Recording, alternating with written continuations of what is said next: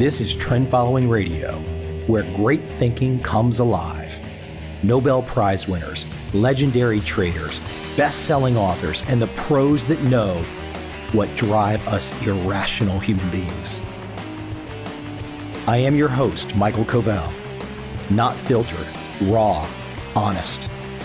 That's my passion.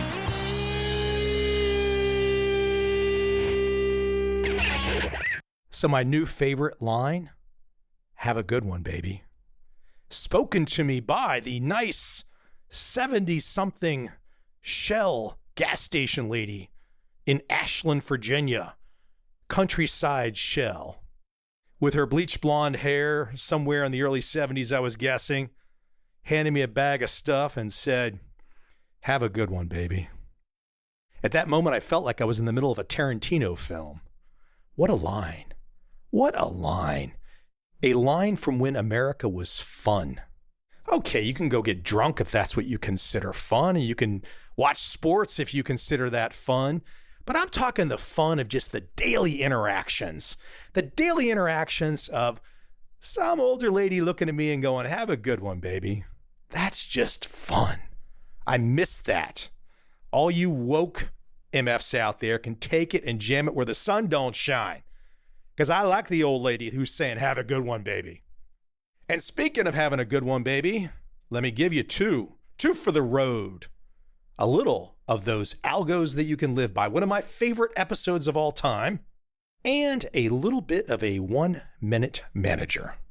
It's brain food. It's wake you up food. It's get you thinking food. It's not bullshit politics. It's the stuff that we need to be human, the stuff that we need to excel, the stuff that we need to succeed. That's all that's fun to me. All the bullshit stuff, that's no fun. So like she said, have a good one, baby, and enjoy.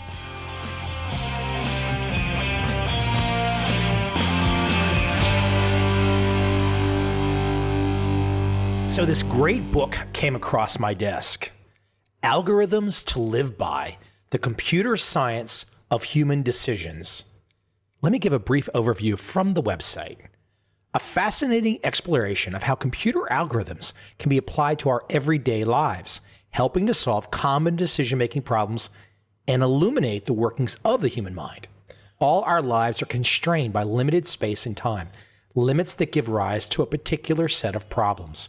What should we do or leave undone in a day or a lifetime? How much messiness should we accept? What balance of new activities and familiar favorites is the most fulfilling? These may seem like uniquely human quandaries, but they are not.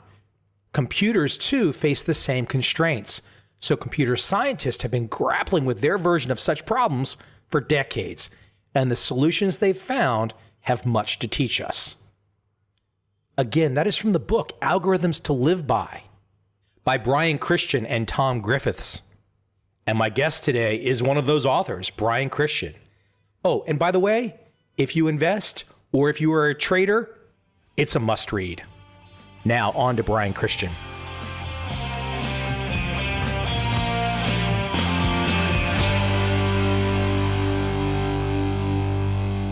How in the world did you even start to go down this path with your co-author? Really? I've really been going down this path since my teenage years. When I was in college, I was a double major in computer science and philosophy. You know, in some sense, each way of looking at the world started to permeate the other. And I began, thinking of computer science in philosophical terms, but also thinking about computer science as a way to approach the problems that I was facing in everyday life, the way that we would turn to a discipline like philosophy for advice on, the problems of the world, the things that we're grappling with. I actually found that computer science offered me, in many ways, an as compelling or more compelling framework, and really a vocabulary for kind of understanding the problems around me. And so, this is something that I've been thinking about for a very long time. My background, having written several books on trading, I was just stunned to go through your work because, and I don't know if anyone said this to you yet, but if somebody is a trader, an investor in 2016, and they're serious about it, this is almost foundational, your work. Now, maybe that was not the intent, but in my world, so many of the quant traders, and I'm not talking about the high frequency stuff, but the kind of the longer term trend traders that have 100% automated strategies, all back tested, finding a positive mathematical expectation, understanding overfitting, understanding robustness, having it all automated. And to read your work, it's like, oh, wow, okay, whether intended or not, you guys just laid down the foundation for traders today. Yeah, well, thank you. I mean, that's not an area that I know especially deeply, but it's certainly, I mean, I'm certainly aware that we're kind of living in this time in which a lot of the decision making that's going on in the world, finance being a great example, is increasingly being, executed by algorithms. There's this increasing need to understand just some of the larger ideas and the real principles of the field of computer science as a way of kind of making sense of how these things operate. And I think there's a real opportunity to bring some of those principles back to our own decision-making processes in our own lives. And so that's really where I see this book coming in, is it kind of completes this feedback loop where for the last 50 or 60 years, algorithm designers have begun by asking themselves how they would solve a problem. And that's often, any programmer's first draft of a piece of code that they're writing. But of course, as the field has matured, we've developed this formal rigor around being able to make assertions and make proofs around optimality and expectation and bounds and so forth. What we haven't seen is bringing that knowledge back around to improve our own intuitions. And so that's where I see this book coming in as kind of completing that circuit. Let's talk the word algorithm. For people that know, they'll hear your words, they'll read your work, and they'll be like, oh, okay, it makes perfect sense. But for a lot of people, I know the word algorithm immediately brings about fear and confusion. And why don't you give a little of a historical perspective? Because an algorithm is just really a way to take things that we could do as a human being on a piece of paper with a pencil and taking it to the land of computer science, to the land of computers. So why don't you give a little bit of a narrative there? Because it's not necessarily so complicated. I think sometimes it's the vocabulary that causes people to pause. Yeah, I think that's true. It's a word that today we associate specifically with the world of computer science, but the principle of what makes an algorithm is it's really just a series of steps that you follow to solve a problem or make a decision. Algorithms in this sense are much older and much broader than the computer, of course. And we all in school learned, for example, algorithms for doing long division, or you subtract by carrying the one and so forth. But it goes back even farther than that. I mean, you can think of and cooking following a recipe as being algorithmic in that sense. And so mathematical procedures have been found on clay tablets dating back thousands of years. And so in many ways, they are not only older than the computer, but they are some of the first and oldest technology, if you will, of the human race, at least as old as the Stone Age. So let's bring people into an example. I was thinking of one in my life inspired by your work, and perhaps you can take my example and run with it and pass along the lessons. Years ago, I was working on a documentary film. I had just moved to San Diego. I needed to hire a film assistant. I put a Craigslist ad out. I think approximately 30 female candidates showed up. The very first one was the most competent, but she scared me. I just moved to California. She was in a pantsuit. I don't know. She just scared me, and I didn't want to hire her on the spot. So I interviewed 29 other ladies, and they were just all not anywhere near her level. And then, in fact, the very last candidate, I can't even make this up. I laughed to myself about the very last candidate, as we were leaving, attempted to kiss me on the lips as an exit interview. So I went back and I hired the very first lady.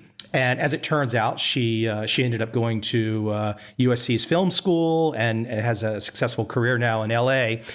So it was a good choice, but I wasn't really using any kind of an algorithm probably described in your work. I was probably doing everything wrong. Well, you certainly found yourself in one of the canonical problems of the 20th century, which is called the secretary problem. And it is almost exactly as you described. The canonical setup is you're hiring for a position and you get, N candidates. So in your case, 29 or 30 show up in a random order. At each step of the way, you evaluate the next candidate that comes in, and you have to either hire them on the spot and send everyone else away and never know if there might have been a better candidate out there, or you dismiss this candidate, in which case, in the classical version of the problem, you do not get the ability to call them back later and try to bring them back in. The crux of this problem is, how do you try to, of course, hire the very best person for the job without knowing in advance who that person is going to be? And at each step of the way, you're faced with making this irrevocable choice. Do you take the person in front of you and not know what else is out there, or do you send them away, but maybe you've just blown your best opportunity? This field in general is known as optimal stopping. And in the book, we sort of unpack the structure of optimal stopping problems and show that there are really a whole host of situations in life that take this form. And so one of the examples that we give is real estate. If you're looking to buy a house or rent an apartment, in most competitive markets, you are faced with exactly this kind of a dilemma where let's say you go to an open house and people are submitting bids pretty much on the spot. And so you have exactly this dilemma.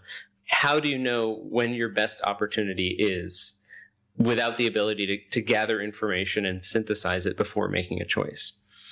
And the classical version of the problem has this very famous solution, which is that you should refrain from making any offers for the first 37% of the applicant pool. And after that point, instantly extend an offer to the first person you see who's better than everyone you saw in the first 37%. And it's very similar in thinking to something like a mathematical expectation type formula, where you're just saying, okay, you're not trying to say the absolute best. You're saying it's the best for right now. Let's make a decision. Let's move on. I think there's a deeper point here about this problem, which is that even following the optimal solution, it does not guarantee that you're going to get the optimal result every time. What it can offer you is, in this case, the best probability of getting the best outcome. And I think at a slightly deeper level, what it can offer you is really peace of mind. That usually when we make a decision and we don't necessarily get the outcome that we want, the first thing that we do is kind of play back the entire thought process that led to the actions that we took, and sort of call into question everything that we did along the way. And there's something, I think, very consoling about having a mathematical or a computational understanding of the form of the problem that you're facing, which is that it enables you to be confident even when you don't get the result that you want.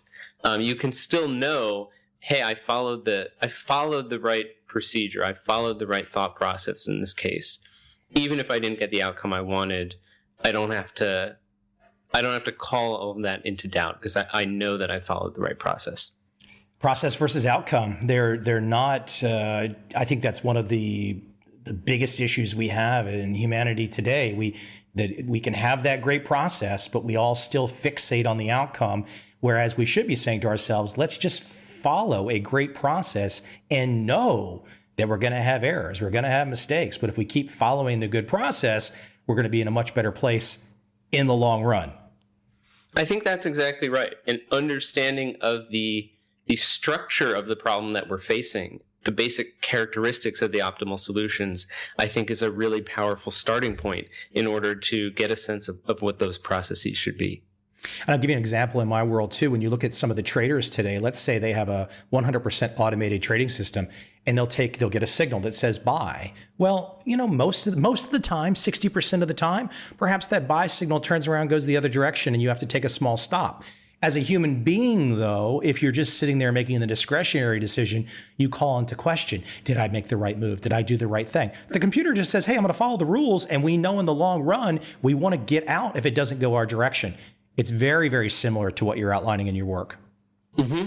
Yeah, I would add also that, there are some people who are skeptical, for example, that the structure of a classic optimal stopping problem really does describe the types of decisions that we face in everyday life. I mean, there is this very strict assumption in the problem that at each moment in time you have this irrevocable choice. And in your case, you encountered a real life example where the assumptions of the model were a little bit relaxed. In the case of making that higher, you were able to go back and extend an offer to someone even if you didn't hire them on the spot. In fact, there are optimal algorithms for this version of the problem too, which is known as recall. Trading, I think, offers a wonderfully stark example where, as you describe, at each moment in time, you have this extremely fleeting and ephemeral opportunity. You must make a decision on the spot. If you buy, then you can't reverse that without some pain, right? But also, if you fail to act, then the opportunity may go away, and you don't have the opportunity to rectify that also. In fact, many aspects of the financial world are implicitly modeled using optimal stopping under the hood. I know that American stock options, for example, if you want to assign a value to the option to buy something or the option to sell something, how do you assign a value to that? Well, implicitly, you have to make some assumptions about whether that person is going to be able to know the correct time, the best time to exercise that option. The mathematics of optimal stopping are at work under the hood of some of these things that are familiar to traders. As you talk, as you explain, I think back to my MBA program and I say to myself, I thought I really only learned two things of great value in my life, the definition of a sunk cost and an opportunity cost. Yes, absolutely. Yeah, it's right. It's right there in that, right in the same headspace. Let me let you tear apart another word. You mentioned it earlier, and plenty of people are going to know, but probability is a sticky wicket for people. But let's talk about probability, because again, it's the process versus outcome thing. And it's like whether we're talking poker or the MIT blackjack team, trading, VC financing, probability is really the success foundation of so many businesses today. And I don't think that's necessarily properly understood by so many people that don't have the training or the understanding.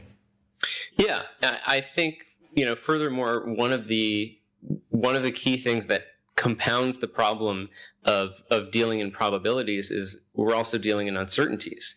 That you might have information about two things, and you're trying to decide between them, but not only is the information probabilistic in nature, it's also uncertain. So to give you a concrete example, let's say there are two airlines that you fly.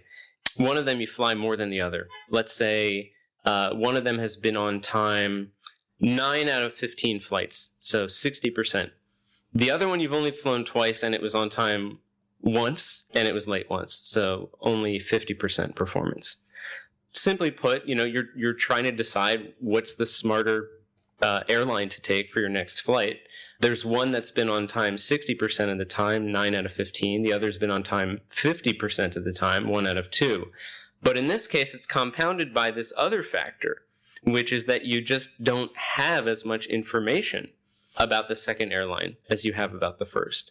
How should we try to make the best decision when we're comparing these two different quantities? There's a famous problem in computer science called the multi-armed bandit problem, which is sort of an odd name, but it comes from the idea of the slot machine as the one-armed bandit. And it's exactly this. It's like you walk into a casino, there are all these slot machines that pay out at different rates with different probabilities. But crucially, you don't know which machines pay off at which rates and which are better than others until you start playing them. And I think that's something that's very true in many aspects of life. And so the critical thing to a computer scientist is what's called the explore-exploit trade-off. So you have to very consciously trade off how much energy you're going to spend gathering information and how much of your energy and your time and your money you're going to spend leveraging the information that you've already gained to try to get the best outcome that you can. And I think there are so many situations in life where we have to trade off in exactly this dimension.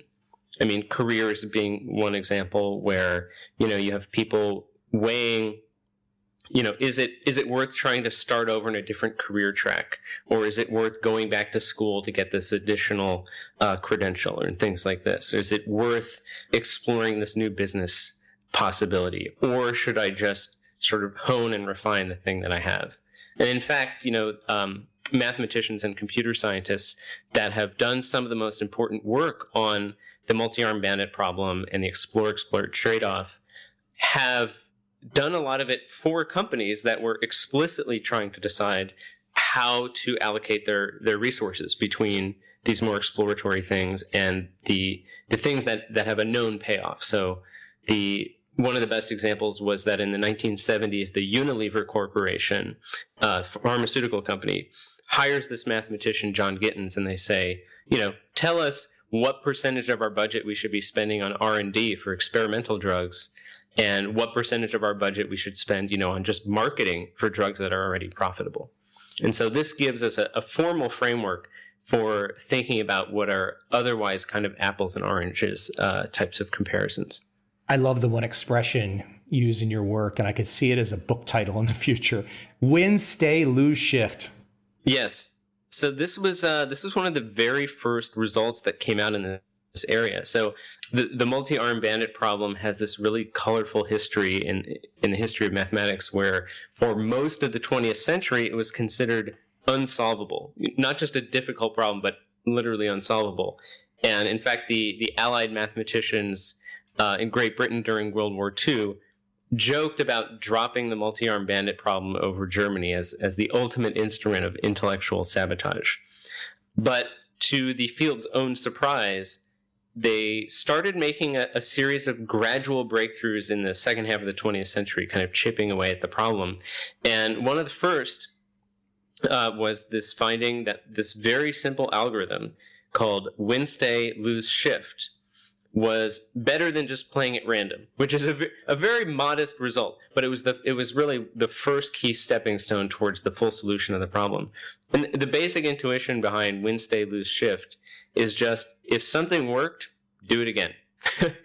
If you flew the airline and it was on time, fly them again the next time. If you went to a conference and it was profitable or otherwise kind of worthwhile, go again. If you went to a restaurant and you had a good meal there, go back. But the lose shift part of it means that as soon as you don't get a good outcome, try something else. So as soon as your airline is late, then try the competitor the next time. You can see why I love this, because I'm thinking immediately, again, in investment terms, and I'm thinking, ride your winners, cut your losers. Yeah, exactly. And so it's a great example of what is just this wonderfully intuitive and succinct policy that we're actually able to say, with the full rigor of the field, there are some really positive bounds that we can put on this. We can sort of certify that it's a reasonable approach. It's not necessarily the optimal approach, but it's pretty good, and it's extremely easy to implement. The win-stay part of it is momentum almost. It's kind of like just follow the momentum. You don't necessarily know why. You might not be able to answer the why, but the stay with it. And there's a lot of value to that. And that's very counter to human intuition, I believe. The basic logic, at least if you're thinking about the formal version of the problem, is, if at time t, let's say, it made sense to go with a certain choice, a certain restaurant, a certain airline, you name it. If it already made sense to do that and then you do it and it pays off, well, it can only make more sense to do it again because it can only raise your your estimate of it paying off in the future. Let me say for the audience right now too, since I could literally sit here and ask you questions for hours, I'm not going to get you for hours. But even if I talked for hours, I would not even come close to covering 5%, 2%, 1% of what's in this book. This is extremely dense. And so I do highly recommend it to people to jump in. It's just a fantastic foundation. That said, I want to jump around a little on you. And I love one example, one story, and you can keep tying it into where we're going. But you talk about Jeff Bezos, and you talk about Jeff. Jeff is early in life at an investment firm, looking forward in life and then imagining looking backward and thinking about that from an algorithmic standpoint. Why don't you explain that story? I think it's a fantastic way to bring people into your thinking. Yeah, absolutely. So Jeff Bezos, of course, we all know him now as the CEO of Amazon, but he started off in investment banking. He was at a very prestigious and successful firm. I believe it was D.E. Shaw, and he was working in New York City, and he has this inkling, as he explains to his boss at the time, that he wants to leave this investment firm and start an online bookstore in Seattle, which at the time just seemed like, insanity of why would you leave this extremely lucrative, successful position to do this thing that to pretty much anyone at the time seemed like just a total lark. This thing that was just so unlikely to work. And the way that he found himself framing that decision in his own mind was what he calls a regret minimization framework, which I think is a really lovely approach to decision making, where, as you say, he projected himself forward in time and imagined himself at 80 looking back. What he realized was that he would not regret having tried, even if he failed. But he would regret not having tried. And so from that perspective, it just made the decision incredibly easy for him. And of course, we all know what happened after that. Well, if you put aside even the current day Amazon success, I really do think this idea of the regret minimization framework, I've never thought of it that way. And it is quite beautiful, because if you're a young person or whatever age you are, to say with the limited time that I have left, and that's always uncertain too, but to try and look ahead and say it that way, it changes the dynamics so much, because it really, if you're honest about it, it forces you out of the comfort zone to say, oh, wow, what am I afraid of, really? Because if I'm going to get to 80 and I'm going to look back, I don't want to just say I just clocked in every day for 50 years and I got a gold watch. It really is it's a great way to think. Yeah, absolutely. And it's, it's a little bit of a memento mori of sorts. It's kind of a lights a fire. But also, as you say, I think it's a really good analytical framework as well. Part of what I think is so lovely about this idea of regret minimization is that it has this formal parallel as well within the field. That there is explicitly a class of algorithms that are called regret minimization algorithms. For example, in the multi-armed bandit problem, you can formalize the notion of regret. So in this problem, you walk into this casino, there are all these different slot machines, but you don't know which ones pay out more than others until you start trying them. And so you can formalize the notion of regret as the money that you could have made if only you knew at the beginning of your time in the casino what you knew by the end. And so you can assign regret this very specific number. From there, you can ask all these sort of interesting mathematical questions. For example, how does your regret grow over time as a function of following, the best possible strategy? As it turns out, following the optimal algorithms in this problem, your regret will grow, specifically, it will grow logarithmically. The bad news is that even following the best possible strategy, you are still going to make mistakes. You're still going to continue making mistakes all the way through your life. But the frequency and the intensity of those mistakes will go down, and it will keep going down as you go through your life. And so that is something that I think is oddly consoling or very sort of heartening. Specifically, there are a set of algorithms called regret minimization algorithms that can offer this guarantee or this bound of logarithmic regret in that problem. And specifically, my favorite of these is what's called upper confidence bound. And this is another one of these things where I really feel like there's a profound life lesson in this very technical subject. So the idea of the upper confidence bound algorithm is that it says, for each of these opportunities, there is a kind of a confidence interval. There are these error bars around how good I think it could reasonably be.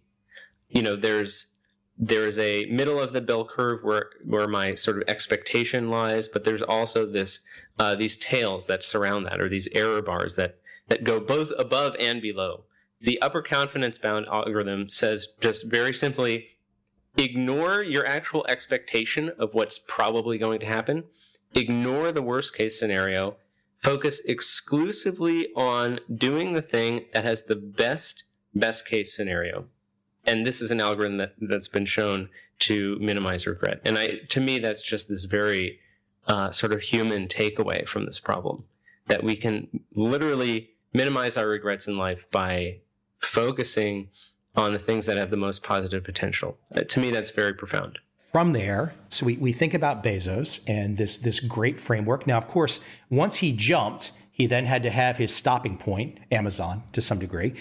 Perhaps that wouldn't have worked out and he would have had to try another venture. I don't know. But it did work out. But there, on the flip side of this, there are many people that have that spirit that Jeff had, but perhaps, and I'm kind of reading from what you say here, but there's many people that they tend to overexplore. So they favor the new disproportionately over the best. You have these people that have the energy and excitement to go jump like Bezos did, but they keep jumping and they can never sit still.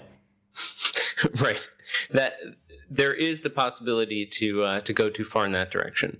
Yet one of the things that I think is quite interesting is having looked at the problem and looked at what characterizes the optimal strategies, the optimal algorithms in the scientific literature, there's this irresistible question, which is that what real people actually do in real life when they're confronted with these types of problems?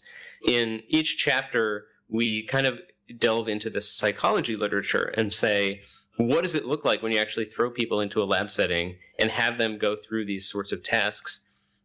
Do they do what the optimal algorithm would have them do?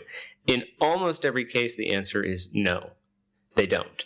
And so there's a real opportunity there to ask, well, why is that? Is that because people are just, stupid or misinformed or kind of poorly designed by evolution for these sorts of tasks?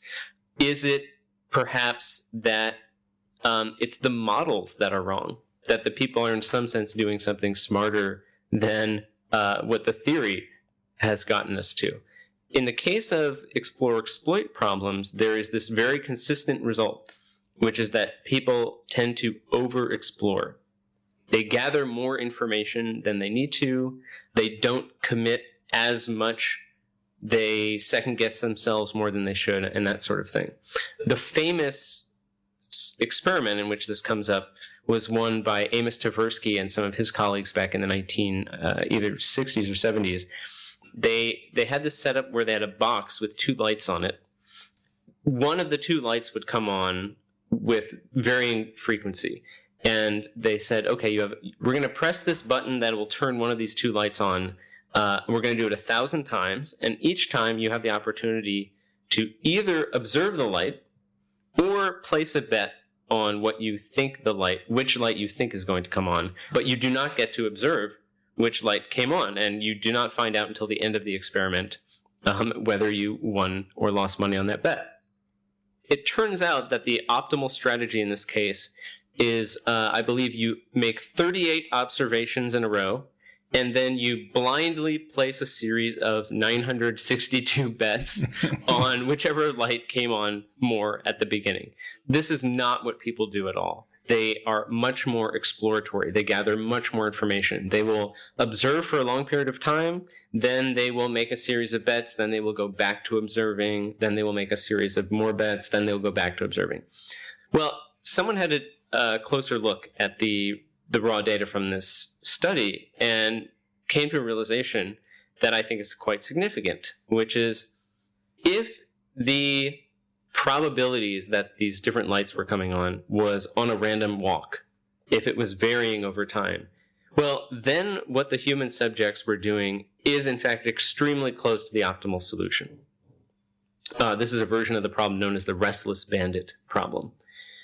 Then you can ask the question, well, okay, why are subjects behaving as though these payoffs are volatile when we've told them ahead of time that they're fixed? I think an appropriate response to that is, well, there's subjects in a psychology experiment, so I think it's perfectly reasonable for them to doubt the description of the scenario that the experimenters gave them, because there is a long storied history of psychology researchers lying to subjects. So I think it's probably appropriate that the subjects didn't take it on face value. But the deeper point here is that when you find yourself in one of these restless bandit problems, when the fundamental truths can change, the world itself can change, the environment that you're in can evolve, well, then you really should spend more of your time gathering information and commit for smaller stretches of time before gathering more information. And so it turns out that humans' instinct to quote-unquote over-explore is in fact very well adapted for the sort of dynamic and changing world that I think better describes a lot of the scenarios that we're actually in. We also run the risk, though. Let's say an investor, for example, wants to make an investment in Tesla. How much information do you gather and when do you stop? These become tricky questions because in many ways, I can think of many investors that would say, I want the most simplistic data, a simple price momentum, and I'll bet off the price momentum alone, versus some other investors might say, I need to have, untold amounts of fundamental information, but the untold amounts of fundamental information never end. Yes. Right. While you are gathering all that information, you might be missing out on your best opportunity, your best window, right, to buy. Right. And one of the key factors in any sort of explore or exploit problem is this question of how much time you feel you have. What is the interval of time over which you are trying to optimize? By analogy, if you are living abroad, let's say for a year, the first week that you're there, even if you discover an amazing restaurant, you probably don't want to go back twice in the same week because, the second restaurant that you try in that country has a 50% chance of being better. And the third restaurant you try has a 1 in 3 chance of being better, which is pretty high. And moreover, if you do find a restaurant that's better than the best one you already know about, you have 51 weeks to enjoy it and keep going back. Conversely, if you imagine yourself in the last week of your trip, well, the odds that a restaurant that you try are the odds that a new restaurant you try is better than the best ones you already know about are quite small. You're able to set a pretty high bar as a result of your experience. But furthermore, even if you did find a restaurant that was better than the ones you already know about, you've run out of time to continue to enjoy that. One of the things that you find when you look at some of the solutions to the explore-exploit trade-off is that our decision-making can and should change as a function of where we perceive ourselves to be within that interval of time. And this is, of course, something that comes up in investing contexts. If you have, a passive retirement account, for example, you sort of plug in your expected retirement year.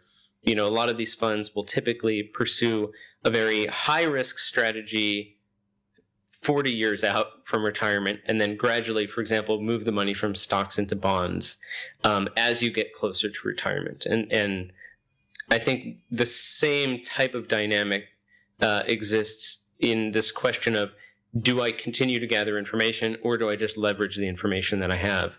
It's partly a function of the amount of time over which you're going to be committed to your action. So if I'm committing if I'm committing a bunch of money into Tesla, to use your example, and it's going to be, locked in for, let's say, 50 years, then it probably makes sense to do a lot more of that fundamental research. But if I'm just going to be parking my money there for, a month or 6 months or something, then it's more important to just sort of try different things out and commit on the basis of what we already know. Let me jump to another part of the book, something that I really liked, because I could stay in one chapter and just start picking your brain for the next hours. But computers have this really great technique, this capacity to multitask, and I'm going to let you explain it. It's called threading. But we as human beings, we really don't have this ability to thread, do we? Effectively? Yeah, I mean, not really. Just despite the fact that one of the things that really distinguishes the brain from, a computational architectural standpoint, one of the things that really distinguishes the brain is this massive parallelism. It's ironic, given that we can't really process more than one, train of thought at a time, right? Or have more than one conscious, deliberate experience at a time. We have to kind of yank our attention back and forth. And in many ways, this is, in fact, quite like what computers do. They just do it at a much faster time scale, and so they can create the illusion of doing more than one thing at the same time through this process that's called threading. And the basic idea behind threading is that you have a series of processes that are running, but the CPU can only attend to one of them at a time. It will spend a little bit of time, flashing your cursor, and then yank itself to, your inbox, and spend a little bit of time, pinging to see if there's new mail in your inbox, and spend a little bit of time, buffering your audio so that your Spotify in the background keeps playing smoothly. And by hopping around from thing to thing nimbly enough and quickly enough, it can create this wonderful illusion of simultaneity. But as anyone who has used computers in the last 50 years can attest, sometimes this breaks down and we end up staring at the hourglass or the spinning beach ball of doom. And so I think it can be very instructive to understand what's actually going on under the surface in those cases, because I think there's really a connection between how a machine's time management can fall to pieces and some of the human traps that we all recognize from our own lives. The biggest pitfall for a system that's managing a multitude of threads is what's called thrashing. The basic idea behind thrashing is, as the computer is managing these different things, there's a certain amount of overhead associated with changing from one task to another. And this is known as context switching. So in a computer, that means you're repopulating your caches with different information. You are kind of bookmarking and saving your progress on the previous task so that you can come back to it later. You're finding your place in the next task and sort of queuing it up and getting started. And so there's a certain amount of fixed overhead associated with every context switch. And so if you imagine, let's just say for the sake of argument, it takes the system 1/10 of a second to context switch. It's really more like a 1/1000th of a second, but let's just say for the sake of argument, it's 1/10 of a second. If you're doing 10 different things and you have a policy that you don't let something go longer than 1 second before you do at least a little bit of work on it, then the system ends up in a state where it only has 1/10 of a second allocated to each task, but it requires the entirety of that 1/10 of a second just to page the sort of now where was I information back into its proverbial head. And so you can have a situation in which the computer is spending literally 100% of its time doing these sort of bookkeeping meta tasks. And what's really brutal about this situation is that because it is not actually advancing the state of any of its threads, it's extremely difficult to get out of. Because it's not doing any real work. And so it's not likely to terminate any of those processes and bring the system back to a more stable state. Nice description of human nature, huh? Yeah, I mean, I honestly, I see more of myself in that description than I'm, comfortable with. I think we've all had moments where we've felt, if you've ever spent, more time mentally keeping track of all of the things that you have to do than actually doing them, then you're basically in a position of thrashing, where the meta work and the bookkeeping has overwhelmed the actual work that you're doing.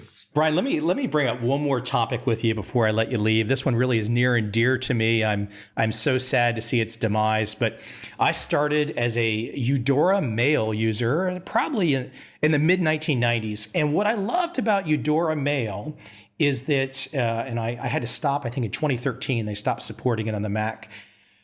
But what I loved about it is that I could sort things, right? But if I needed to search on Eudora Mail, and they've basically, all the folks in Silicon Valley have eliminated this opportunity for me. It does not exist. Eudora Mail still cannot be beat for search. If I wanted to search a decade of email and find anything from a thought to an IP address, you name it, Eudora Search was just absolutely awesome. The searching versus sorting conundrum is something you cover in your work a lot. Why don't you speak to it some from your perspective, and maybe perhaps a lesson or a story that might give people a window into what you guys have discovered and put out for us? Yeah, absolutely. One of the canonical domains of computer science that would be familiar to any computer science student is sorting algorithms. In many ways, this is one of the canonical computer tasks. How do you sort a set of things as efficiently as possible? In the book, we get into the history of sorting algorithms and what advice they might hold for us about the best way to, organize our household items like our bookshelves and so forth. But I think that the deeper principle here is that for a computer scientist or for a computer system, there is really one and only one reason that you would sort things in the first place, which is to save yourself time searching for those things later. That, I think, is a very deep point that leads to a way of thinking about the question of sorting, which is really, should you be sorting at all? Will the act of sorting something save you more time in subsequent searches than the act of sorting it would itself take? It's a really deep thought. And so you end up with, in many cases, a computational argument for mess. That there are a number of things in life that, we as humans attach kind of a moral dimension to, or a guilt with something being messy. When in fact, there is this argument that can be made in a number of situations where mess is not only the easy choice, but it can also be the optimal choice. Computer science, of all things, I mean, it's ironic because we think of computers as kind of the paragons of organization.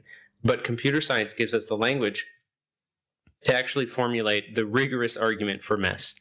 And that, for me, is really sort of counterintuitive and cool. It's very cool. Really, it's there's so many kind of aha moments in this work. I really appreciate you putting it together. I do want to read one last sentence, which I think for the audience to keep you thinking as to why this is important. And this is from your work. The underlying directive of any good algorithm is to minimize the labor of thought.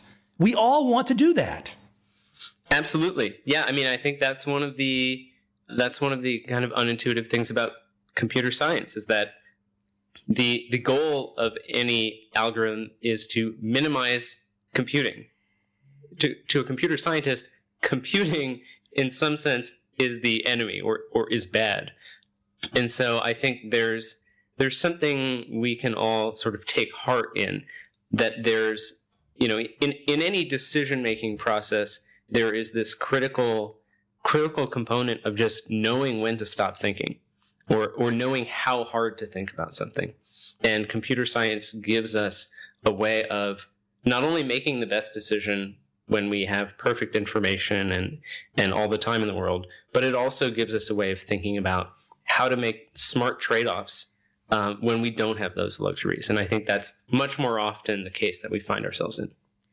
Brian, the work, Algorithms to Live By, The Computer Science of Human Decisions, with your co-author, Tom Griffiths, available everywhere. I think it's doing really well, isn't it? Yeah, in fact, we're just in our third printing now, so it's been really encouraging to see the reception it's been getting. You've got all Silicon Valley reading this, right? Yeah. In fact, I just ran into a friend of mine on the subway. We were talking about the book, and the guy standing next to me, whips around and says, "Oh my God, you wrote Algorithms to Live By? I love that book." So yeah, it's really satisfying when you can feel like the work that you're doing is reaching people who are sensitive to it and who are able to take something out of it. That's really meaningful. Beyond Amazon to buy, is there a website people should check out? Algorithmstoliveby.com. Brian, I thank you for taking the time. Hopefully I can have you on again when the next work comes, because I know a next work will come. Absolutely. It's been a total pleasure. So I would love that. Thank you very much for having me.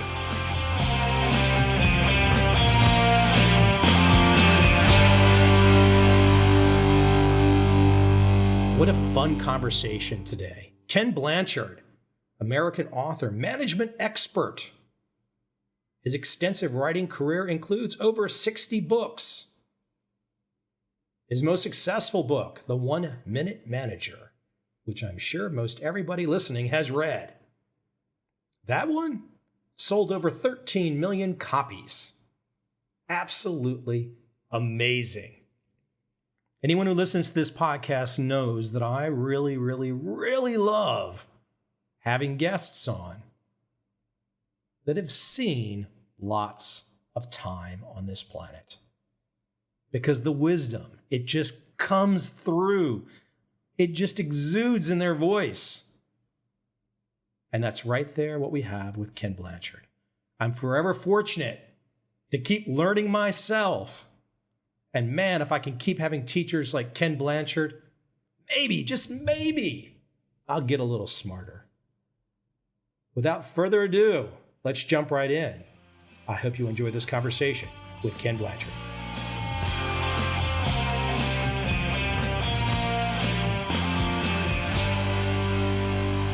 Ken, let me jump right in and go back in time a little bit.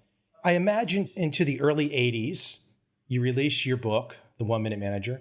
But before that, talk to me about an event or a time period in your life, perhaps as a teenager, an experience with family, something that when that book came out and it became a hit, that you knew that some of those early experiences, perhaps an early experience in your teen years, really helped set that foundation. Because I think it'd be fascinating for people to see, for someone who's had such a noted career as you, where was the start? Because it just doesn't happen. There's a lot of building and iterations and steps on top of steps.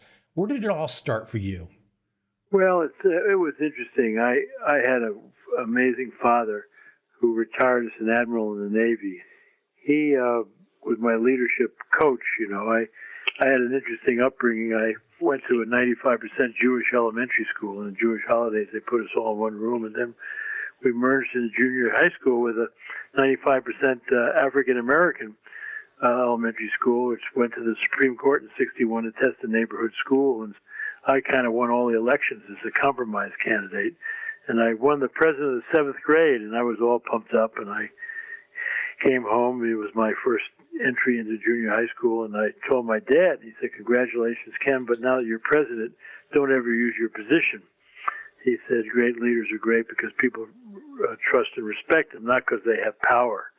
That was the beginning of my leadership training with him, and So it was really interesting. And so the 1 Minute Manager was really kind of one of those God things, because Margie and I met Spencer Johnson at a cocktail party, and he wrote children's books. He wrote a whole series called Value Tales, the value of honesty, the story of Abe Lincoln, the value of determination, the story of Helen Keller, and the value of sense of humor, the story of Will Rogers. And Margie met him first and hand carried him over to me and said, you guys ought to write a children's book for managers. They won't read anything else. So he was working on a 1-minute scolding on how to discipline kids, and I invited him to a seminar, and he got all excited and laughed and came running up at the end and said, forget parenting, let's do the 1 Minute Manager. And since he was a children's book writer, and I was a storyteller because my father taught me how to speak, he said, when you work with a group, you need to make a point, tell a story. Make a point, tell a story. Don't just make point after point and point. You put everybody to sleep. Can I keep you at your father for a moment? Because the way you describe it initially, your father being an admiral in the Navy, that's something that for most Americans, they don't grow up with that experience. My father was in the Navy during the Vietnam War, but he was a dentist. He was not anywhere near that type of leadership position. I would love for you to give a little bit more, to the extent that you can or you want, about your father, because that's a really interesting, for people that are not familiar with the American military, that's up there. I mean, that's a lot of work to get to that position, many, many years. Can you speak to your father a little bit more, and perhaps the influences upon you? What was interesting about him, he's one of those, what they call great Americans, because he grew up at West Point, where the military academy is, where the Army officers are trained, and his father was a doctor there. And when he got out of high school, his dad said, I think you should go away to school, son. And he just loved the West Point. And he said, well, if I can't go to the Naval Academy, to West Point, I'll go to the Naval Academy. And so he ended up going to where the Navy officers are trained. It was really quite an experience. But he graduated in 24, and World War I ended in 22.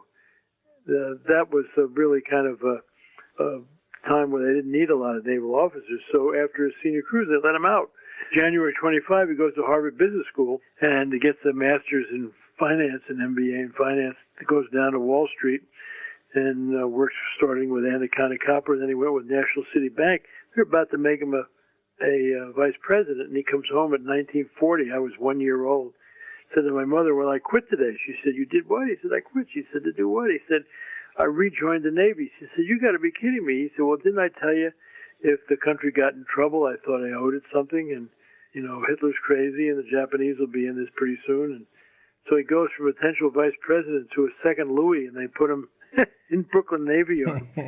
Pearl Harbor happens, and December 41. Looks like he's going to stay there because he's 40 years old with no experience. So that was my dad's style. So he called one of his classmates who had stayed in, was the top guy at the Bureau of Personnel. Said, John, what do you got for an old guy with no experience? I got to get in the action. And he said, let me check, Ted. And he called back a couple of days. He said, all I have with a guy with your experience is a suicide group going into the Marshall Islands. And he said, you got your man. He, of course, didn't tell my mother, but they gave him 12 LCIs, these landing craft infantry that went right into the beach and protected the Marines and the frogmen, which are the SEALs today. And about 70% of his men were killed or wounded, and somehow he survived, but was decorated all for kind of things that he did. And he came back and went back to National City for a couple of days and came home and told my mother, well, I quit again. She said, why? He said, oh, a bunch of draft dodgers there. So he stayed in and kept on moving up in rank and, made a whole career out of it. But late, because the wartime bumped his ranks up, because they had to bump him up to give him 12 ships. They made him a Commodore, and then he made him a commander, and then, up the line. But he was an amazing guy, tremendous integrity and values. He said to me, Ken, that, when all is said and done, all you have is your integrity, your word. He just was amazing. And he said, in terms of my work in servant leadership, he said, Ken, it's a myth that in the military it's my way or the highway. He said, because if you acted like that, he said, you were in battle, your men would shoot you before the enemy. He said, I was only as good as the chiefs that I had, the people around me who had all the information and could guide me. And he said, "Don't think like all the brains are in your office," you know. And so he kept on working me. How do you think he was, at least as you tell the story, he sounds very even-keeled. A lot of things change in his life. He moves from one thing to the other. He's going down the Navy path, stops, gets back on the Navy path. But speak to that even-keeledness, because I see it in you too. He really taught me that in life, you know, you never know what might happen, and you got to be ready to go. You know, I mean, like, you want to hear a fun story about me? When I was an undergrad, I got interested in. I was running a dormitory as a student, you know, as a kind of a resident advisor, and so I got interested in student personnel, you know, being a dean of students, and so that's why I went to grad school, you know, and it was interesting. But all my faculty members, when I was going through my master's degree program, then I said, "I'm ready to go to be a dean." They said, "Well, you need to get a doctor's degree." And I said, "Doctor's degree? How am I going to do that? Those people are really bright." And so I found that graduate school is more endurance than it is intelligence. A lot of people couldn't make it because you get hit a lot, and you have to know whether you're going to get up. And my dad always told me, you know, if somebody hits you, get on up, you know, get on your feet and get going again, you know, don't stay down there and moan and groan. So when I got out of school, they said, if you want to be at a university, you should be an administrator, you know, not a faculty member, because you can't write. So my first job, I ended up being assistant to the dean of the business school at Ohio University. And when I got there, he said, "Ken, I want you to teach a course. I want all my deans to teach." And Paul Hersey had just arrived at Ohio U as the chairman of the department. He put me in Hersey's department and gave me a course in management. Well, I had studied leadership and management, so that wasn't any problem. After a week or so, I came home and told my wife, I said, "Man, this is what I ought to be doing. I ought to be teaching. This is fabulous." She said, "Well, what about the writing? Because, you know, in universities, if you don't publish, you perish." And I said, "I don't know, we'll work that out." But I heard Hersey taught a great course. In December 1966, I go up to him and say, "Paul, do you mind if I sit in your course next semester?" He said, "Nobody audits my course. You want to take it for credit, you're welcome." He walked away, and I thought that was really something. But I found out later that he just felt if you audited, you wouldn't do anything, you know. He was really something. So I ended up taking his course and writing the papers. And in June 1967, he comes into my office. Ken, he said, I really would love to have you work with me. I say, he said, they want me to write a book, and I'm kind of a nervous wreck. I'm not so good at that, but I've been looking for a good writer like you. Would you write a textbook with me? And I said, "Wow, that ought to really be fun. You know, you're not supposed to write, and neither am I." So we ended up writing a textbook. It came out a year or so ago, and the 10th edition probably sells more today than it, you know, did then. It was really an interesting journey. Let me jump you ahead a little bit and get you closer to 1982. Your life really probably starts to change dramatically. I mean, maybe your way you carry yourself and the way you think, but in terms of that probably stays the same, of course. But in terms of notoriety, in terms of people knowing what you're doing, your influence on a larger population, this starts to really change with the release of The 1 Minute Manager in 1982, right? Yes, for sure. What really happened is, who would have ever thunk it, you know? I mean, we were a couple of unknown guys. We met in November of 1981 and had a draft written by the time we went to the Rose Bowl in December. And people loved it. And I said to Spencer, "Let's go to New York and get a contract." He said, "No." He said, they'll beat us up and take all the money. They don't know us. He said, "We ought to self-publish it." So we ended up self-publishing the book ourselves before we went to New York. And we sold 20,000 copies with no advertising. So hold on. So when you went to New York, you had a lot of leverage after selling 20,000 self-published. Yes. And well, at that time, see, nobody had written any real parables for management at that time. You know, and Spencer and I loved Jonathan Livingston Seagull and The Littlest Prince, and Og Mandino's the greatest salesman and all. That's why we thought we'd write a story. He's a children's book writer, and I'm a storyteller, so let's write a parable, you know. We didn't realize what an impact that would have because because people were tired of reading long books. And you get a kick out of this. Year before, all the bestsellers were about Japanese management. And I think the U.S. market was just tired of that. What about us? The 1 Minute Manager came out at the same time as Tom Peters and came out with In Search of Excellence, and John Nesbitt came out with Megatrends, and the three of us dominated the bestseller list. The business books had never done that. Let me ask, were you able to, I assumed, but having pre-sold those copies before going to New York, were your conversations and your negotiations different when you got to the big publishers in New York City? Did you truly have some leverage? Yeah, because we had a track record. We already had endorsements from corporation presidents, and so we were at a different kind of league. But it was funny. We were selling the book for $15.95, and it wasn't even 100 pages long. And well, the publishers know the price is too high, and Spencer would kind of get up and go to the door and look at these people. He said, "This must be Little League, because if two unknown guys can sell 20,000 at $15.95 and you can't, we got the wrong publisher." And, and when we got to William Morrow, when he gave his little speech, the president of Morrow, Larry Hughes, jumps up and says, "Lock the door, don't let him out of here. He's absolutely right. We got to figure this out, We put a little thing on the front of the book that said, "Small, expensive, but invaluable." Just so people knew that we knew it was a high price in those days, but that was a hardback for $15.95. Today it'd probably be $25 or $30. Let me ask about the title, because this is an interesting title. I think even for today, if someone has not yet read the book, or if they hear the title, 1 Minute Manager, that brings up ideas in people's craniums that they probably get it wrong just instinctively, because the title doesn't tell you what it really is. So talk to me about the development of the title and perhaps any confusion that you saw early on were people debating the title with you?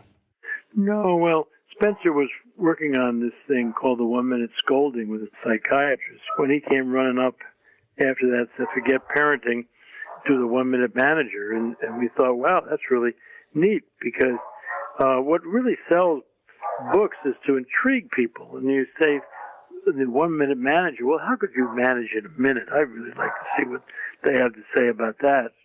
And I think the title was on our on our radar really well. Why don't I let you go ahead also, for the audience that has not yet read, or those that need a reminder, there were really 3 very key, simple secrets that really drove your book. Why don't you speak to those?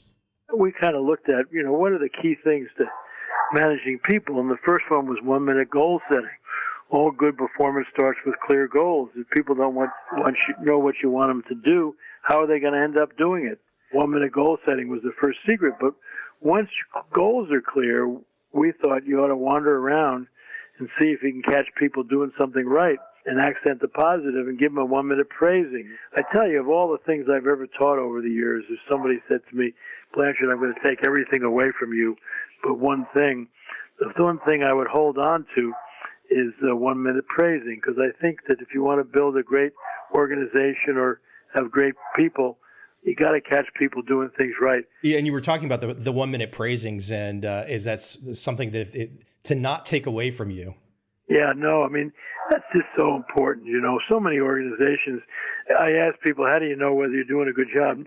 Nobody's yelled at me lately. No news is good news. Unfortunately, the biggest style around the world is what I call seagull management. The manager's not around until you make a mistake. Then they fly in, make a lot of noise, dump on everybody, and fly out. Not a really fun place to be. And so I think if you're in an environment that accents the positive, people want to be there. But if people make a mistake, you shouldn't ignore it. We said the third secret is the 1 minute reprimand. Now, we've rewritten the book recently, a couple of years ago.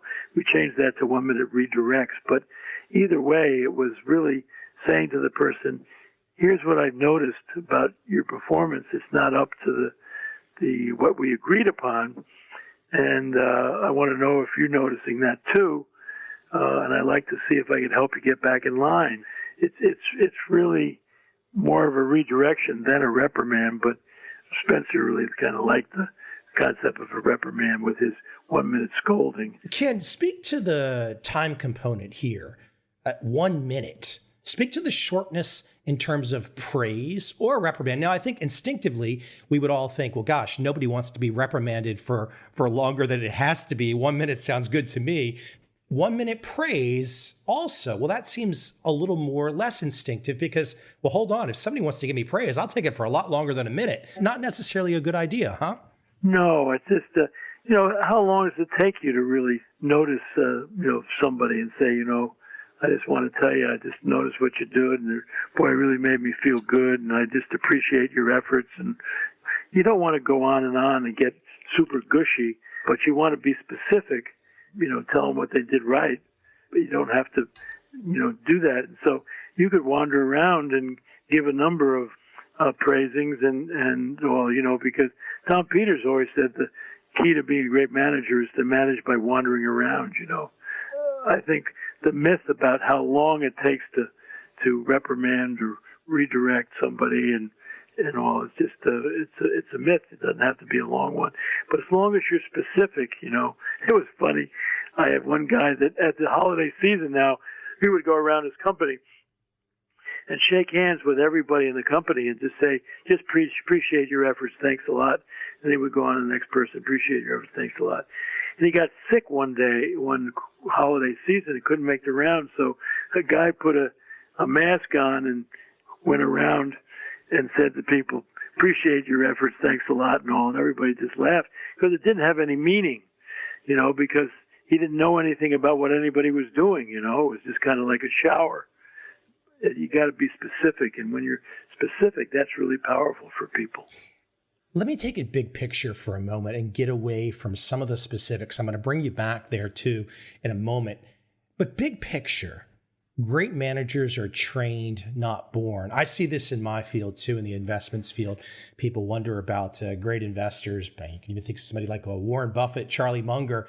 It all is about training. I think across all disciplines. If you ask people about natural talent, or if there's such a thing, it seems like the vast majority of people reach for, well, that guy is a natural investor, or he's a natural manager, or he's a natural athlete. But you speak to the idea of training. And I think it's something that as a society, we've all gotten a little messed up on, that if you really want to go down the path of any path, and you push and push and push, and you practice and practice and practice, you can excel. How do we get that all wrong? People say, are good leaders born or they made? It's a combination. I mean, I will say some people, like my dad, just had a natural flair for people. He loved people, and he could bring out the best in them. Now, he said he learned. Who did he learn from, though, right? Yeah. Well, he learned at the Naval Academy. There you go. Most of us really could use some training. I think people need to, first of all, know what leadership is, practice it, wander around and try to do it and model it and all. And it's a journey. So I think training can really help people, and you can become better. We have a master's degree program at the University of San Diego, and it's in leadership, and the students are all in their mid-30s and higher, and they say, wow, I wish I had learned some of this sooner, because a lot of times we assume that a good performer, somebody's a good salesperson, will be a good sales manager. That's not necessarily so, because that's a completely different trait. Being an individual contributor is different than managing people. That's where the training has to come in, and so people can see things differently. I would love for you to at this moment to give a little perspective on constant learning, because we're covering some decades here, and you've never stopped. You just keep going, and you keep learning, and you keep growing. And the question I have is why?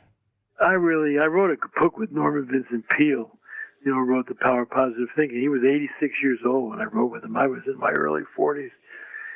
Norman said, if you stop learning, lie down and let them throw the dirt on you because you're already dead, I love it. And I just never forgot that, because he was learning right up to when he died at 95.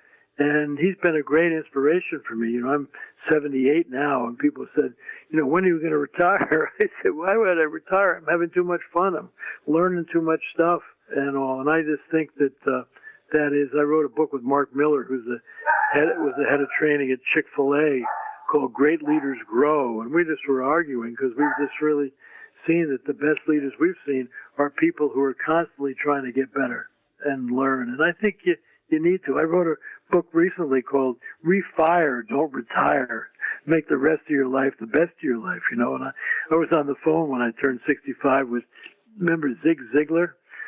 Ziggy invited Margie and I to the 69th anniversary of his 21st birthday or something. And and I said, Ziggy, you going to retire? He said, there's no mention of it in the Bible, except for Jesus, Mary, and David. Hardly anybody under 80 made an impact. He said, I'm refiring, not retiring.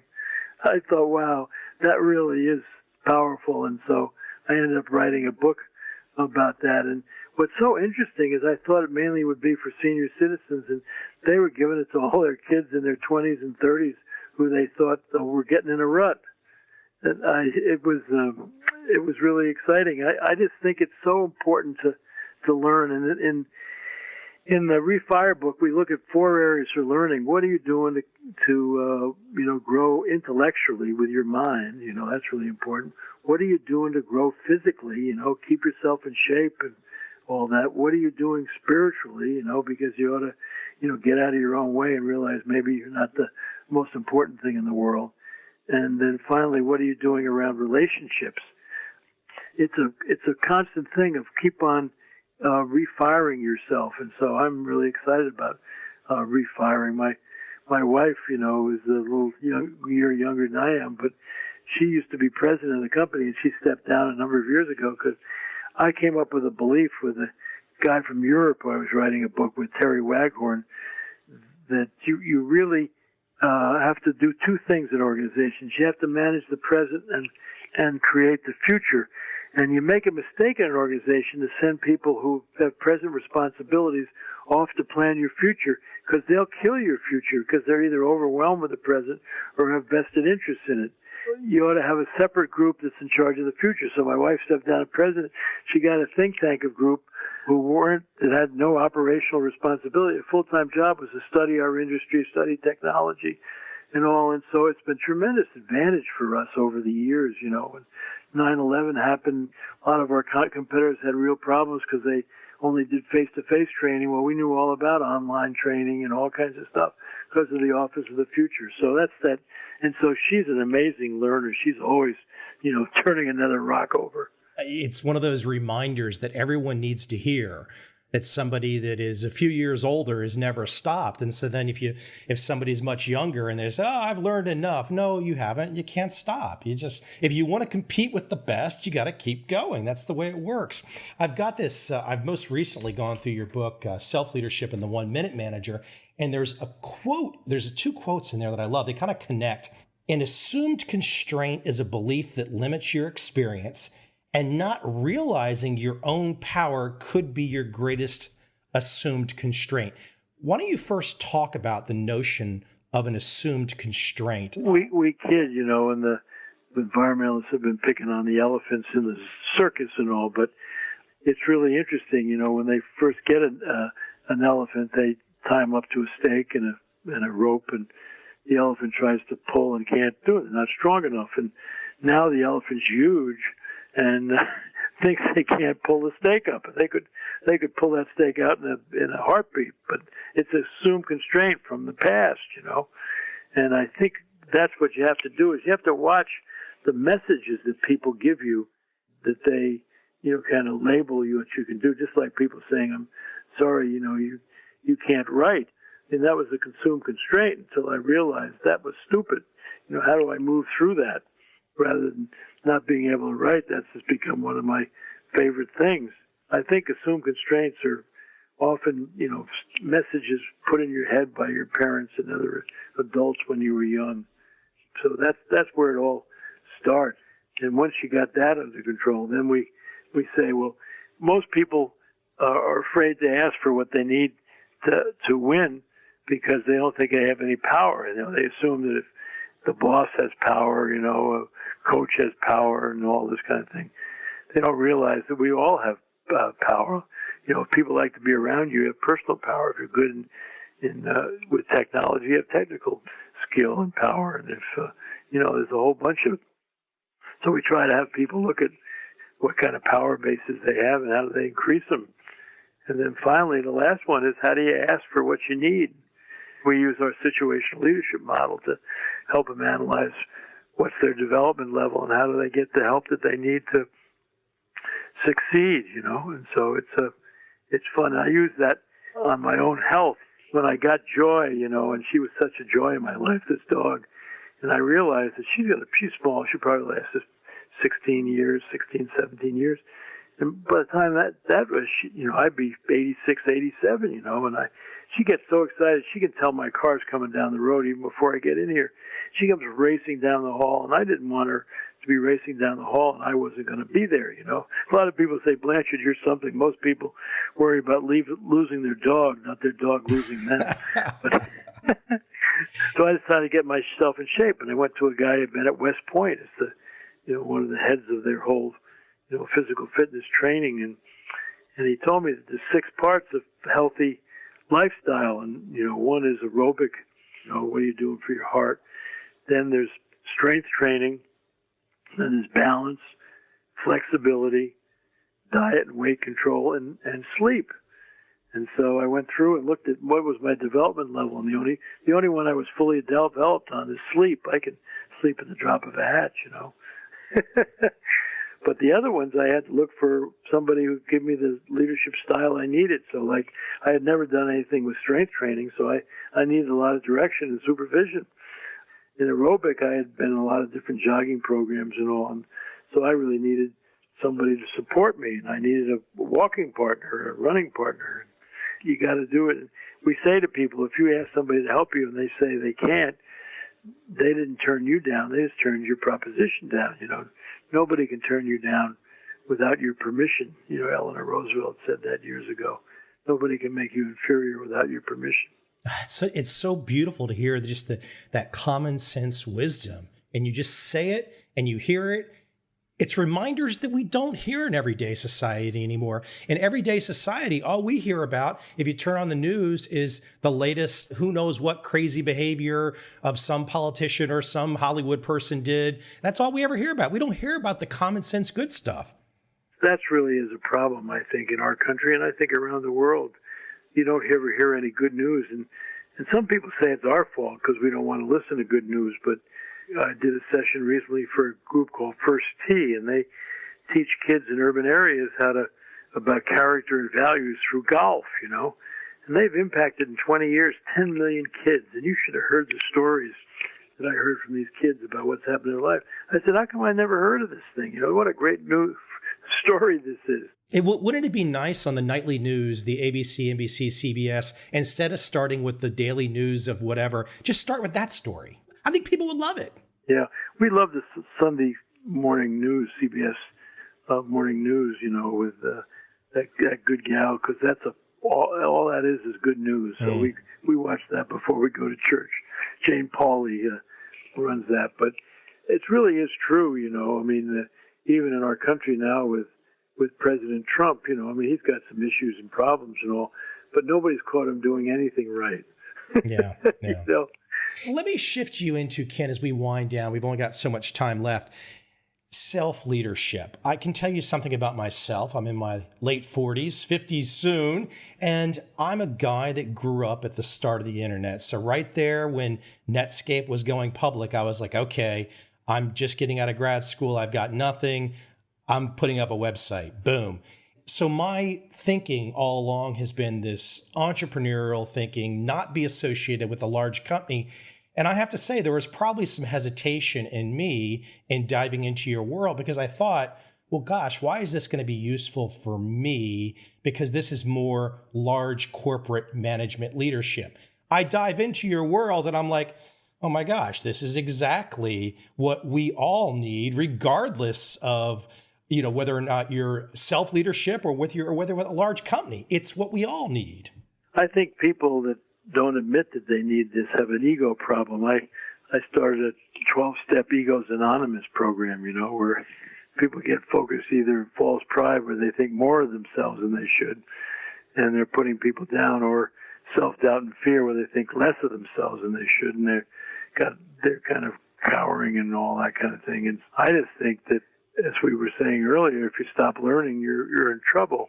You just need to open your mind and say, and that's the same way. The great leaders I've seen, I wrote a book with Colleen Barrett, who stepped in to be president of Southwest when Herb Kelleher decided to step down. And she has a great saying. She said, Ken, people admire your skills, but they love your vulnerability. And to admit that you don't know everything, that you could learn something. I mean, rather than people saying, God, he's the leader, how come he's so dumb? They're going to go, wow, isn't that great? Now I can make a contribution and all. And Brene Brown, who's a really big person now in our country, she did a TED Talk on vulnerability. And God, I don't know how many millions and millions of people watched that thing to realize that being vulnerable is not a weakness. It's actually a strength. In fact, she says it takes courage. It's a fascinating path you've gone down. I would love for you to reach back into the memory banks. I know you've had a chance to inspire so many people with your wisdom, your vulnerability, your content. But are there any particular people, they don't have to be a well-known name, it could be somebody, because I know with your type of career, you've shifted other careers. You've allowed people to build off your work and go in directions that perhaps they didn't expect if they had not come across your work. Are there any great stories or individuals that you can recall that you really feel so proud that they, or happy that they found you, they found your work, and then they took it and they built off it and went in such a great direction? Look, I know it's more than one person, but I'm curious if you've got any in mind that might be fun to share with the audience. I started to work, and we started to work with Ken Chenault, president of American Express, when he wasn't president. And then the minute he became president, he continued to work with us. In fact, when we would do a new sermon or a new seminar or learning experience, he'd always be the first one in the first row. And he's just retiring now, and everybody's saying, God, he's got to be one of the great CEOs of all time. And I think it's not because he got trained by us, because he got trained by a lot of people, but his openness to learn and to realize that he still could learn new things and all that. I mean, he's one that really kind of stands out on me. And he African American, the probably highest ranked African American CEO in the country, and just unbelievable openness to learning. And I think that's a really exciting stuff, and look at Herb Kelleher and Colleen Barrett from Southwest. They were always open to new learning, and there's no accident that Southwest is the only airline that's made any money over the years. A lot of people don't know they're 87% union. It's the biggest union shop in the country. But when they were going to vote on unions, they came to Herb and he said, God, I love unions as long as they let you sit on the same side of the table from me. As if they want you to sit in the opposite table, vote against them. And the union leaders are there at every meeting I've ever been, even voting to salary cuts to deal with the gas crisis. And, I just really see them, as models of saying, well, I don't know anything. I need everybody. I need all of you to be the best. I just love that stuff. I've worked with Wegmans grocery chain. They're chosen the number one company in the to work for in the country by Fortune, and just amazing. I was asked to speak when the founder stepped down and his daughter was going to take over, and at her first big meeting, and the founder decided not to come. He said, I don't want to take anything away from her. She's in charge now. She's the leader and all. I mean, how many people would do that, The absolute best leaders are the ones that Greenleaf, talked about. Robert Greenleaf, he said that they serve first and lead second. Ken, I have one final question, and it's kind of a wider issue beyond America. We mentioned in the beginning of the conversation Singapore, and I know your books have been translated. I think the number I'm seeing most recently is 42 languages, but it probably goes up every day. I would love for you to kind of contrast and compare. I find, having been outside the States for multiple years, I find in some of the growing, vibrant cities around the world, I find an energy that sometimes I think we as Americans, maybe we've dialed it back a little bit, because I find the enthusiasm in some really growing areas outside the States. It's quite amazing. I'm curious if you would talk about the acceptance of your work outside the States. Obviously, I mentioned the translations, but the personal experiences you've had with the acceptance of your work. I was on a program one time with Lee Kuan Yew from Singapore, and he's a perfect example of managing consequences, because he had a vision for Singapore, what he wanted that country to be, and he said, here's our goals, and here's what good behavior looks like, and I don't want our streets to be all messy and all. So if you litter and you're caught, it's a $500 fine. If you don't have the money on you, you go to jail. He was, and yet when people were really good, he would praise them and all that kind of thing. It's just, that's why 1 minute goal setting is the first secret. You need to set a vision and a goal of what, and then catch people doing things right. And if they don't do it right, then redirect their energy. And I've just been amazed every time I've been in Singapore about what a wonderful place to be, and the positive energy in that place, and a lot of different nationalities and all living there, and it's just great. So when you see that in a country, it's really exciting, and so I think that's the kind of thing that we need more of. I find when I talk with my Singaporean entrepreneurial friends, it's the closest kinship that I have in terms of that business conversation than with Americans. I mean, they're right there, if not beyond. You bring up Lee Kuan Yew, something, a cool point for people to check out. There are some old black and white Meet the Press interviews that you can find on from NBC on YouTube, where he's speaking in the 60s. Fantastic oratory, just great. Yes, unbelievable, And you see that, like Rwanda, where they had this genocide, and 20 years ago, and then they got a different leader, and that whole thing is turned around. Rick Warren's over there, and all kinds of things. I mean, that's becoming one of their goal is by 2025 that they might be, the Singapore of Africa. Just change the leader. Look at Colombia was really a problem. Then they got a new leader. And Colombia's just really turned around tremendously, and the leader has got to be somebody who has vision, and also it's not about them. They're not building themselves up.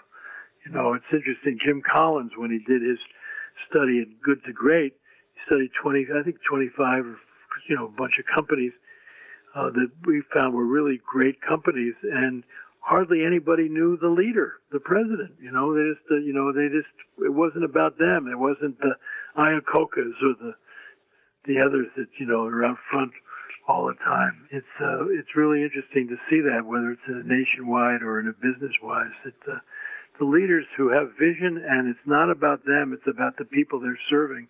What a difference that makes. Ken, I can't keep you. I could ask you questions all day long. You need to go enjoy that San Diego sunset, hang out and relax some. But I appreciate you taking the time today. Great stuff. We covered a lot of wide territory. I'm most appreciative. Is there a place, Ken, for the books everywhere, Ken Blanchard, Amazon, you're going to find a ton of reading there. A best website that people can go to, Ken? So we have a new website called KenBlanchardBooks.com. Yeah, a lot of people will say, God, I'd like to see all that. We got them divided, whether you're interested in customer service or self-leadership or team leadership. Are you still keeping track of how many books you've written, Ken? Well, other people are, but I haven't paid attention. It's supposedly over 60. But 60? My mother used to say, why don't you write a book by yourself?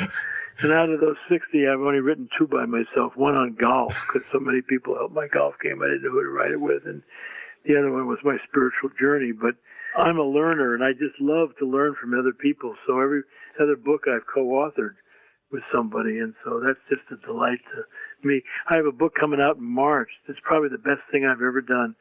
It's called Servant Leadership in Action, and I got 41 people to write short articles about what servant leadership meant to them, from people like Marshall Goldsmith and, Frances Hesselbaum, who ran the Girl Scouts, and all kinds of great people, Kuznets and Posner, and even Dave Ramsey, and just an amazing group of people who are Lencioni and all that. They did it because I'm a collaborator. I'm not a competitor.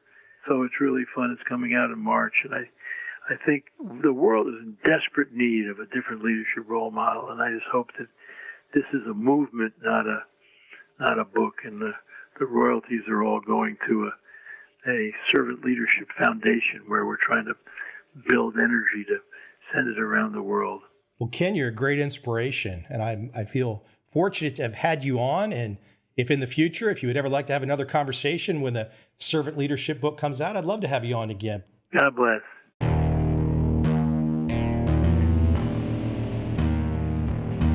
I see a time when those awake will understand how to make money in up, down, and surprise markets. Whether new trader or experienced, college student or financial advisor, protecting against a crash or just trying to make a lot of money, trend following offers everyone an answer in uncertain times.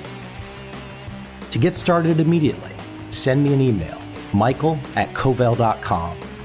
I will send you the right trend following steps to take along with my free video. But if you want to buy and hold, trust the government and trust Wall Street, this is absolutely not for you.